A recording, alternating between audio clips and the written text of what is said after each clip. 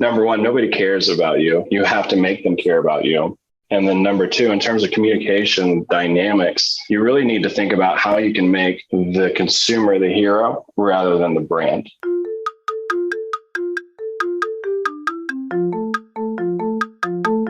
Hi, before we get on with this week's episode, I'd just like to say that Automated Creative are hiring. We're looking for a senior client lead, as well as 2 client leads, as well as a head of growth, a senior Python developer, and a React TypeScript developer. So if you would like to join a business that is absolutely crazy about the intersection of advertising and technology, then please give us an email at hiring@automatedcreative.net.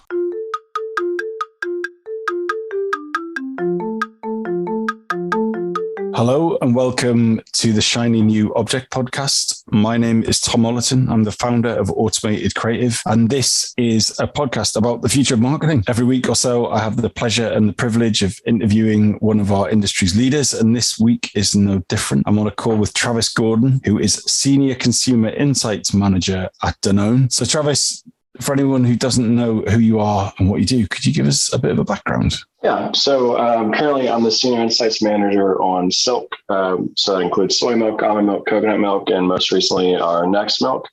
I've been with Danone about 3 years. Prior to Silk, I worked on So Delicious plant-based frozen is what it's most known for, as well as plant-based yogurt. So all in the plant-based world the last 3 years. Prior to that, I was at Mars Pet Care, working on the dry dog food portfolio, including brands like Iams and Pedigree. And prior to that, I was in a marketing role with Nissan North America, working on Sentra Juke and Quest. And then in an insights role before that. And prior to that, at a kids toy company called Kids 2, which is a competitor to Fisher-Price, working on insights as well as product management. Wow, that's quite a mixed background. And interested to know about Mars Pet Care. Mars Pet Care and an Automated Creative client. Much love one at that. So yeah, maybe offline we should talk about that. So what I'm keen to know is, in terms of your role as a Senior Consumer Insights Manager, can you help the audience understand what your outputs are? Like, what does your role entail, and how do you provide value to the marketing organization? Yeah, definitely. So in a nutshell, I help the marketing teams make decisions oriented around the consumer. So this could include product research and innovation, as well as advertising and communication tactics, and everywhere in between. And so really focus on a mix of what we call the base business, which includes marketing, creative, and communication, as well as innovation. So what's next big new idea in plant-based milk, and how we can communicate that and get that across to the consumer. So that's a lot of responsibility.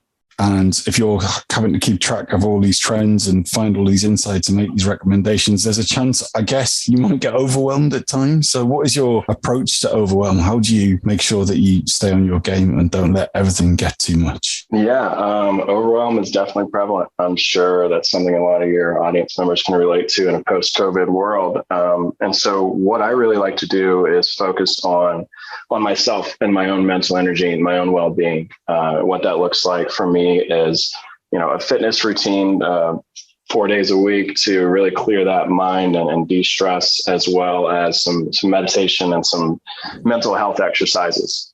I really took note in the book Essentialism by Greg McCowan, who talks about protecting the asset, as he calls it, and really focusing on yourself so that you can be your best in all aspects of work and life. And so I really think it comes down to taking care of yourself and protecting that asset.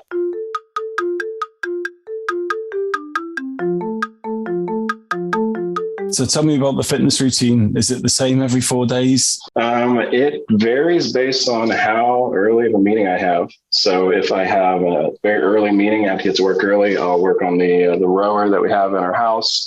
If I have a little bit extra time, I'll go to the rec center and swim laps, which is very good, both physically and mentally. The silence of the pool and just really being present and focusing on breathing. and really being very mindful of kind of that physical presence has been really beneficial for me. And what are the meditation techniques that you use? Are you an app person or are you pure self-guided? I started with an app on Headspace and started to learn some really basic techniques and some transcendental meditation. And then I've been able to practice that some on my own without the assistance of the app, which is just really can't stress the benefits of that. Well, that is it's really good to know that you've got that as a practice, and that's something you can manage to do all the time. So moving across onto marketing, I always ask guests, what is your top marketing tip? What's your favorite bit of advice that you find yourself using or sharing most often? Yeah, I think it's easy in marketers' day-to-day lives to really focus on the brand and make the assumption that people care about your brand. And in reality, people are just trying to live their lives and looking for solutions to benefit themselves. And so the couple things I like to say is, like, number one, nobody cares about you. You have to make them care about you. And then number two, in terms of communication dynamics, you really need to think about how you can make the consumer the hero rather than the brand. And so a good example of that would be, a brand's telling me, oh, it's the best tasting almond milk, for instance. Consumers don't want to hear that. They want to be led to believe that they've made that conclusion themselves. And so that looks more like storytelling and, ingredients, storytelling and process storytelling around what it is that Silk does uniquely so that they can come to that conclusion themselves rather than, oh yeah, Silk brand, you're telling me your almond milk tastes great. Well, of course you are. And so that dynamic is really about making the consumer the hero, not the brand. And so who do you think does that really well? I think Peloton actually was the first brand that come to mind because they're about empowering you to better yourself. And the brand really focuses on that aspirational lifestyle and that healthy lifestyle as something that improves your life overall. I think fitness companies in general really focus much on the benefits of the product rather than the product themselves, and thinking about how this product can make your life better based on the empowerment of you, and that they are a tool to make you better in whatever aspect of your life. So how do you think what's the smart way to balance making the consumer the hero whilst at the same time landing those important points of difference? Because, like, I know with the milk example you gave, the fact that it does taste better than competitors or has these ingredients or these benefits, like those features and the benefits of the product need to be stated. They need to be in the mind of the consumer at the point of consideration. But yeah, if you're constantly just making the audience the hero, is the danger that you won't deliver that as well. So do you need to balance those two things? And what, in your view, is the best way to do that? Yeah, I think you definitely need to balance those two things. And I think one of the ways that you do that is looking at what are some tiebreakers in the category? What are some differentiators, or what are some things that you can drive salience and brand salience to you from in a unique, differentiated way? And I think a lot of that comes down to some really foundational principles of marketing and things like consistency across messages to create distinctive brand assets, singularity and focus of that message, and focusing that message on the differentiators in the category. I think a good example of that within plant-based is that brands that really win on sustainability and environmentalism and the green aspect of the category in a way that's unique and differentiated is a good way to break that tie. When people are at shelf, all they want to know is, like, does it taste good? Is it healthy? But then when they think about brand love and brand affinity, it comes down to what are some of the goods and good things that the brand is doing for the world.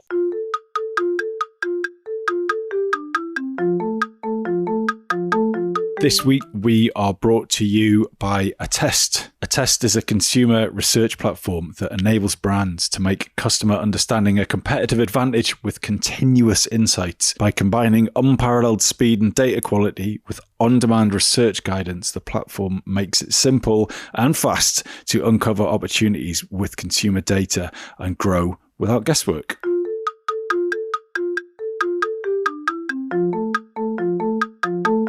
So we're going to move on to your shiny new object now, which is neurological research, which sounds fascinating. And I'm embarrassed to say I don't know a great deal about it. So what is neurological research to you, Travis, and why is that your shiny new object? Yeah, I think at its core, neurological research is a central location test where consumers come in and they get fitted with an ECG skull cap, where basically it reads the reaction of the brain in certain stimulus.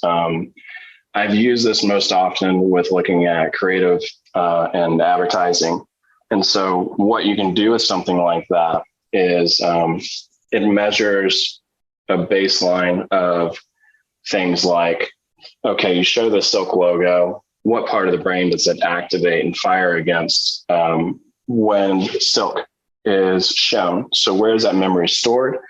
They look at the advertising and the copy, say, okay, well, this activated the Silk and therefore is getting a message and brand resonance.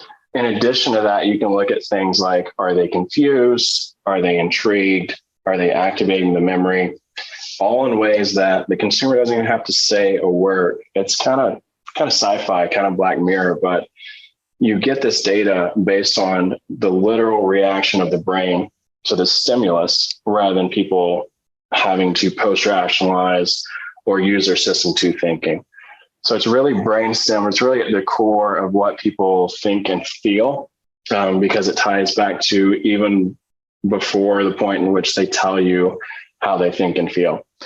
And that whole field is just so fascinating, because you get at the truth and the core of what people really, truly want. And you can create principles around creative, like, how many frames per second are optimal? What are some general rules of thumb? Don't want to give away all the secrets, but, basically you create these principles and this framework to inform future creative, and it can really optimize on campaigns in the future without having to do actual research. So playing devil's advocate a bit here, how many people can you put through an fMRI to get a significant read on what an audience of millions would think? So interesting point there. And based on some research that Nielsen did, they took a sample size of around 30 and compared the results to 200 or 300 people. And they found those results are very consistent in a very small sample size. And the reason being is that your instinctual, natural neurological reaction is more similar than different. And because it goes all the way down to the brainstem, it really gets into like who we are as human beings and how we respond to certain stimulus in a way that's more similar than different. So our business spends a lot of time optimizing ads in the moment because unfortunately advertising is incredibly context sensitive. So the example I give often is that if you see a McDonald's ad and you've just watched a documentary about veganism on Netflix, you'll feel different about that than if you've had like 3 beers and no lunch, right? So the context will change how you feel about it. So how does that get accounted for within this kind of in the lab process? So the way that I think about that is there's two strategies there. What you're describing is a media strategy, and that's a whole different can of worms as opposed to a creative strategy. And so at its core, the lab environment is simulated in the sense that you have people's full attention. They are in a lab environment. But when it comes down to what people see and hear and think in that moment, assuming they're actually paying attention, those would hold true across contexts. Assuming that to your point, you wouldn't want to show a McDonald's ad after a vegan documentary, assuming that you have the right media placement. And so like those taking on two separate tactics and strategies that then come together for the most effective campaign. But if someone's, I don't know, like thumbing through TikTok and then they've also got the TV on and they happen to see an ad, then that's nothing to do with the media buy. The context is that they're on TikTok and the TV ads come on. So how do you account for that? Yeah, that's a great question. I mean, I don't think that you do, honestly, with the neurological research. I think that those contexts are so situationally dependent that the idea of accounting for all of that is pretty difficult. We have other tactics where we look at messaging across social media posts and engagement scores, and they're very sophisticated around things like that to ensure we have thumb stomping content. So yeah, I mean, I guess you don't really to be transparent, but I don't think that there's an infinite number of situations that can occur that you can't necessarily account for in research. And so what you want to do is at least eliminate the variable of that by having more of a pure research environment.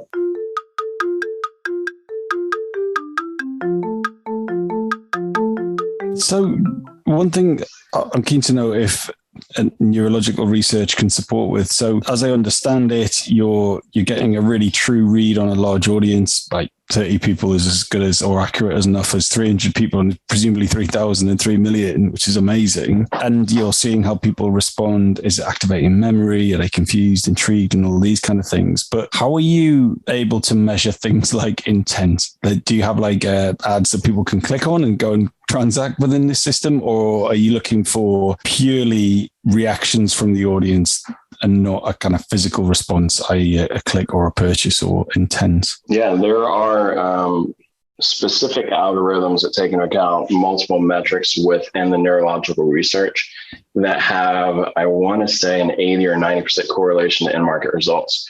And so what the Nielsen Neuro team has done is look at the total EEG scores from this neurological research and tie those back to the MMMs and the single source marketing data, and have found the lift to be highly correlated to the neurological results. So you don't actually look for any action from the consumer at that moment in time, but they've identified markers of action intent based on the brand resonance, the message resonance, and the EEG scores overall. For those particular spots, they're highly correlated to what happens in the market.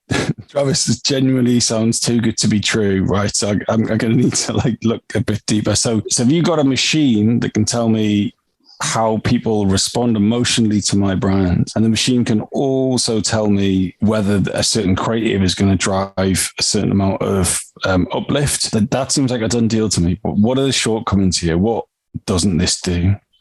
I think you've already called out some of the shortcomings in the media placement, the contextualization, the fact that this is a study that is done with 100% of your focus and attention, as opposed to what we know to be the real life experience of people catching glimpses of ads or maybe listening in the other room or any of those. And so that's where the shortcomings are. I think you need to address those with some foundational understanding of distinctive assets and creating distinctive assets in an audio form or in a branding form, so that partial impressions or half attention impressions are accounted for in that manner. And then how does it account for consistent exposure, right? So I watched a new creative for Dove yesterday. I found kind of incredibly moving, but I have a long history with Dove, as in I've seen tons of incredible campaigns for those guys and seen them disrupt the category. So I have a feeling about Dove, whereas if I'd just seen that straight off, my reaction would be different because I wouldn't be recalling any memory, or maybe not. So how does this process account for consistent exposure to messaging? So it does in the form of, so Dove, for instance, you're probably very familiar with the logo. You probably are very familiar with it as a distinctive asset. And so that is accounted for in those individual scores. So when you think about the effectiveness of the brand and the branding itself, which is, of course, tied to previous exposure, then that is accounted for in the sense that the brand is stored more closely in your memory framework. And so that brand resonance that's measured within the neurological research accounts for that, in that it takes less for your brand to activate within those brains. Sorry, I'm assuming that this process is expensive. And I know you're not a neurological researcher, sales guy, so you don't have to quote prices. But is this available to everyone, or is this something that's only affordable to the Danones and the P&Gs of this world? I think it could be available to everyone depending on budget. So when I was at Kids 2, we had a budget that was about the size of one project here at Danone. And that's something that we could have implemented there. There are companies that are working on the technology to make this more cheap and available.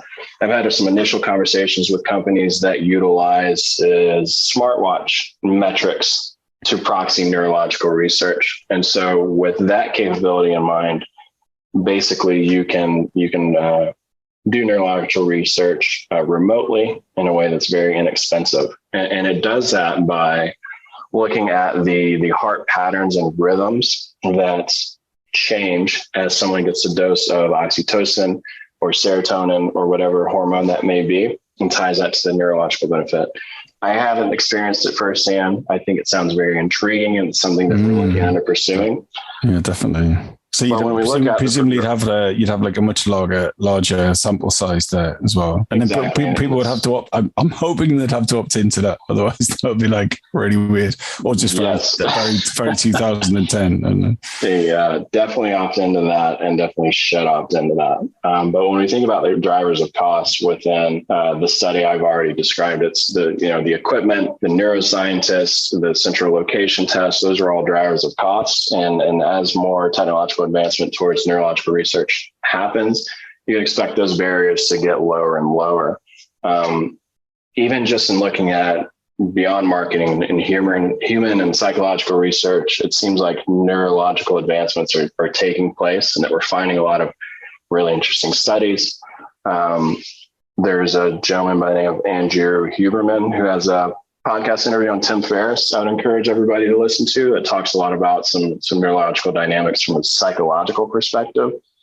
And it seems, I'm observing that there seems to be some advancements in that field of research, which is super exciting for me, both professionally and personally. Well, Travis, I would love to keep on picking your brains about this, but unfortunately we're at the end of the podcast. So if someone would like to get in touch with you about this, any of the topics we've talked about today, where would you like them to do that? And what makes a killer outreach message to you?